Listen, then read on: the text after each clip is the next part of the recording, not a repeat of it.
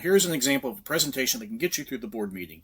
Now, you probably have a color scheme and a template you use for the board for your company, but you'll want to use this. You want to look like you're part of the organization. This is not the area you want to stand out, so just use your standard template for a board meeting. You'll want to do, I think, an overview of what you're going to cover.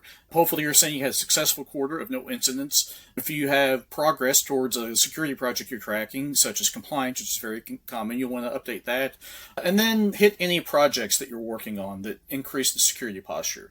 So what I would say to the board on the slide is we had a quiet quarter incident-wise, which we always like. This is directly correlated with our technology team making incremental improvements in both our technology tools and compliance initiatives. So you're saying that we had a normal quarter, and we did so because we're continuing to make improvements, which boards like. So again, you can elaborate on how you had a secure quarter 2. You didn't have any reportable incidents. All critical systems operated without disruption. There were no regulatory or contractual notifications were triggered. We had 100% uptime on all of our monitored assets. No alerts escalated to a legal or executive review.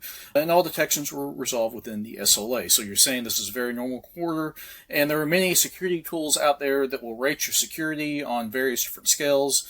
So I just made one up here. We had a 93 out of 100. And, anytime you had an improvement or a fall, you want to note that from quarter to quarter. Again, I mentioned earlier that compliance is a big deal in organizations, and we don't get there overnight.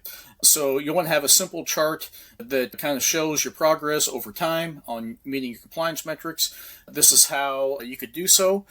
And what I would say here is we continue to make good progress towards ISO 2701 compliance. To get across the finish line, we need to update our internal policy and procedures to reflect new technology we have implemented and add some additional features to our HRIS. So when you're working towards your compliance, you don't get there overnight. And there are some controls that are harder to meet than others, but there are some that are low-hanging fruit, we like to say.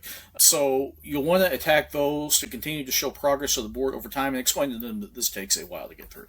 So we have some notable projects. We completed a firewall upgrade. Our new firewall supports newer technologies such as MFA and Zero Trust.